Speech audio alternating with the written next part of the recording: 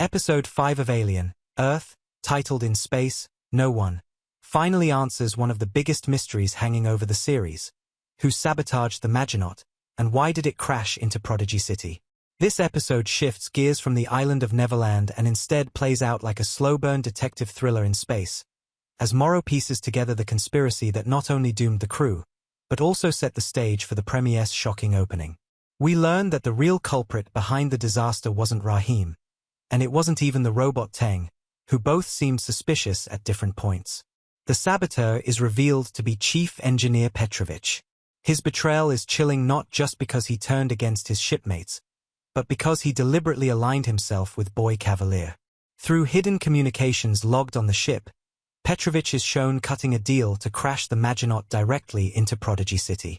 Cavalier promised him wealth and even hinted at access to Prodigy's hybrid experiments, something Petrovich, bitter and disillusioned with Weyland-Yutani, couldn't resist. The method of sabotage is clever and terrifying. Petrovich manipulated the ship's cryosystems, making it look like he was asleep when he was really hiding in the mechanical corridors, setting fires and triggering explosions. These acts not only released the xenomorph specimens but also transformed the Maginot from a functioning vessel into a missile hurtling toward Earth with no navigational control. In Petrovich's eyes, it was all worth it if the aliens landed in Cavalier's hands instead of Weyland-Yutani's. But what's fascinating is that Tang, the ship's AI assistant, may have known all along, choosing silence over loyalty to the crew. The climax builds toward Morrow confronting Petrovich. Their clash ends with Morrow killing him, but not before Petrovich leaves a cryptic warning, "You can't stop it. They want their monsters." It's a line that ties back to both Yutani and Cavalier, showing that greed and ambition are driving forces even more dangerous than the xenomorphs themselves.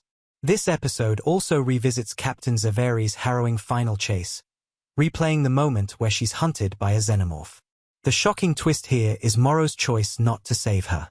Instead, he seals her out of the pod, sacrificing her survival for his own.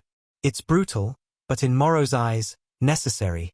His mission was about containing the specimens, not saving lives. And even though the episode gives us a glimpse of his humanity, especially when we learn about his tragic past and the daughter he lost, his cold decision against Zaveri proves how unwaveringly loyal he is to Yutani. By the end, Morrow makes it clear. He doesn't just despise Cavalier, he wants him dead. And that sets up a brutal clash between Prodigy and Weyland-Yutani, with Morrow right at the center. If this episode is anything to go by, the back half of Alien, Earth is going to be explosive. What do you think? Was Morrow justified in letting Zaveri die? Or was that a step too far even for him?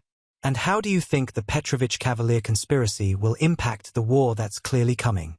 Drop your thoughts in the comments. I'd love to hear your theories, especially on whether Yutani is truly better than Cavalier, or if they're just two sides of the same coin.